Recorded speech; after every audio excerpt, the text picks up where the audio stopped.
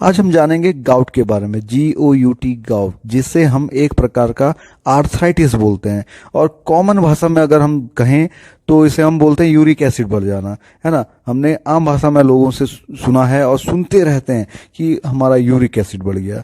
तो उस uric acid बढ़ने को जो हम बोलते हैं प्रोफेशनली या फिर टेक्निकली, वो गाउट बोला जाता है। ये एक आर्थराइटिस का ही प्रकार है। सो फ्रेंड्स, गाउट में होता क्या है? यूरिक एसिड बढ़ जाता है।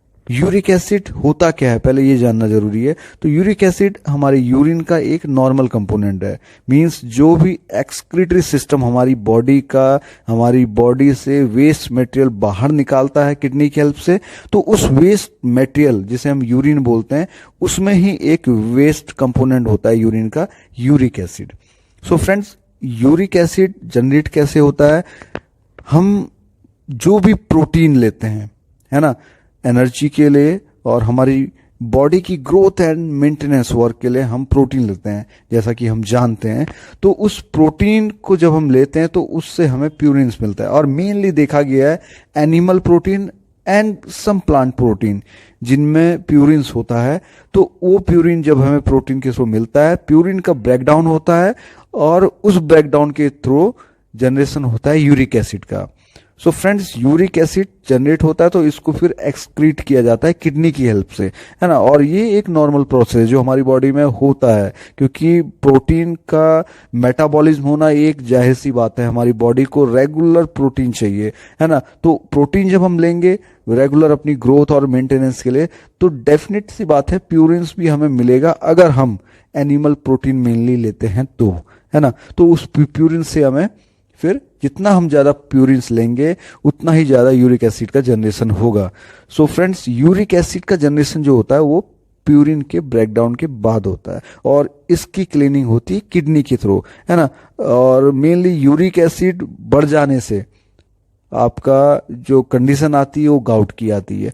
इसमें होता क्या है कि यूरिक एसिड जब बढ़ता है, उसके कई रीजंस हैं, वो हम जानेंगे अभी कि क्या क्या रीजन है। तो जब रीजंस की वजह से, कुछ चेंजेस की वजह से जो हम हमारी बॉडी में कर रहे हैं, उसकी वजह से जब यूरिक एसिड बढ़ जाता है तो उसकी वजह से extra uric acid kidney filter नहीं कर पाता, और वो यूरिक एसिड हमारे ब्लड में सर्कुलेट करते रहता है, और उसका कन्वर्जन होता है फिर यूरेट्स क्रिस्टल के रूप में, है ना। तो ये जो यूरेट क्रिस्टल डेवलप होते हैं एक्स्ट्रा यूरिक एसिड होने की वजह से, तो ये ब्लड के थ्रू, जब ब्लड हमारी बॉडी में हर जगह पे फ्लो कर रहा है, तो जहां जहां ब्लड फ्लो होता रहता है, तो जब जॉइंट्स वगैरह जब आते हैं ब्लड के रास्ते में, उन जॉइंट्स में ब्लड उन क्रिस्टल्स को रोक देता है।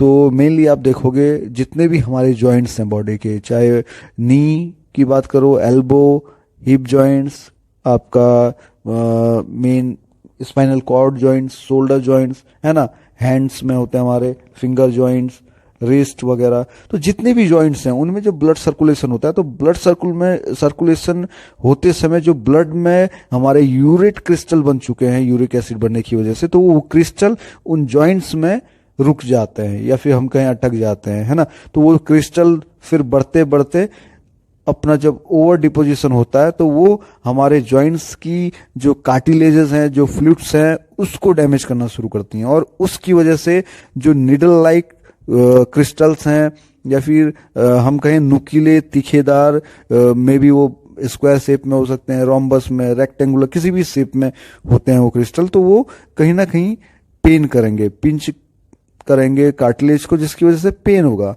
है ना फ्रेंड्स।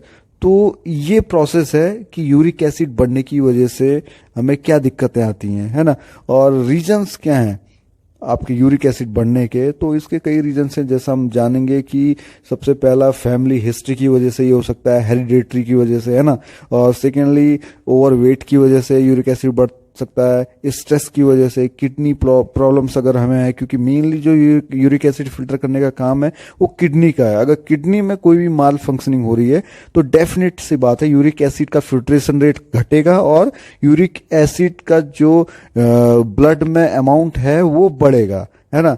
तो इसकी वजह से फिर हमें डेफिनेट दिक्कतें होंगी, और डायबिटीज की वजह से, स्टोन की वजह से, टू मच अल्कोहल अगर हम लेते हैं, रेड मीट अगर ज़्यादा हम खाते हैं, फास्ट फूड वगैरह, और मेडिकेशन अगर एक्सेस हम मेडिकेशन करते हैं तो उसकी वजह से भी चांसेस होते हैं यूरिक एसिड बढ़ने के, है ना। और अगर हम देखें तो इसका कुछ लिंकेज कार्डियक सिस्टम के साथ भी होता है, तो कार्डियक डिजीज भी हमें हो सकती हैं अगर यूरिक एसिड एक्सेस अमाउंट में बढ़ता है। और अगर कार्डियक डिजीज हमें हैं तो वो भी एक रीज़न है कि यूरिक एसिड बढ़ सकता है, और हाइपरटेंशन वगैरह, है ना। तो काफ़ी चीज़ हम देखते हैं कि ये सारी रीजंस हैं यूरिक एसिड हमारी बॉडी में बढ़ने के।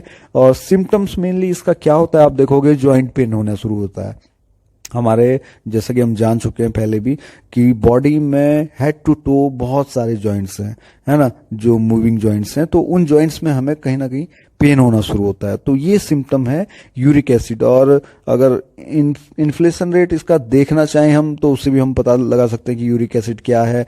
तो इन्फ्लेशन के लिए हम ESR, CPR ये वगैरह कराते हैं, टेस्ट वगैरह कराते हैं, ब्लड टेस्ट वगैरह, जिससे हमें यूरिक एसिड का पता चलता है।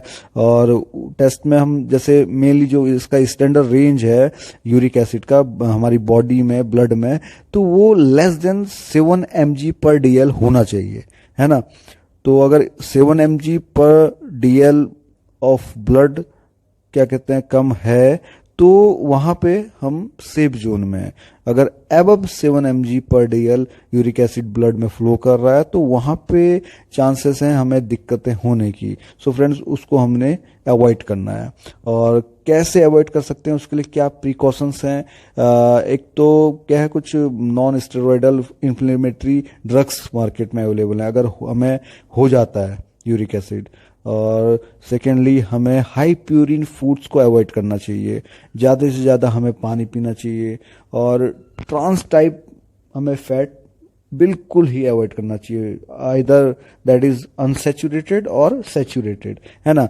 और साथ ही हमें ऑर्गेनिक सप्लीमेंटेशन लेना चाहिए। क्योंकि आज की डेट में आप देखोगे मार्केट में जितना कुछ हम खा रहे हैं, है ना, जो भी कुछ फूड ले रहे हैं, न्यूट्रिशन ले रहे हैं, तो वो एक तो उसकी क्वालिटी नहीं है बिकॉज ऑफ केमिकल एडल्ट्रेशन, और दूसरा वो उतनी अमाउंट में अवेलेबल नहीं है जो हमारी बॉडी को रिक्वायर है, जो हमारी बॉडी का RDA है, रिकमेंडेड डाइटरी अलाउंस, है ना, उसके अकॉर्डिंग हमें मिल नहीं पाता। सो इसलिए हमें ऑर्गेनिक सप्लीमेंटेशन लेना चाहिए, जिसमें मेनली हम देखते हैं कि मल्टीविटामिन, मल्टी मिनरल हमें लेना चाहिए, कैल्शियम का थोड़ा हमें इंटेक ज़्यादा करना चाहिए, जितने भी एंटीऑक्सीडेंट्स हैं, vitamin A, vitamin C, vitamin E, ये हमें ज़्यादा लेना चाहिए। और गार्लिक हम ले सकते हैं साथ, है ना, साइबेरियन जिंक, तो ये सारी चीज़ें हम ले सकते हैं। सो फ्रेंड्स, हमने अभी तक जाना कि गाउट, जिसे हम यूरिक एसिड बढ़ना बोलते हैं, वो एक्चुअली होता क्या है, क्यों होता है ना, और उसके रीजंस क्या हैं, उसके सिम्टम्स क्या है, कैसे हमें पता चलता है कि यूरिक एसिड बढ़ गया, और साथ ही हम उसको कैसे प्रिवेंट कर सकते हैं। सो ये सारी इंफॉर्मेशन थी friends uric acid related. Thanks.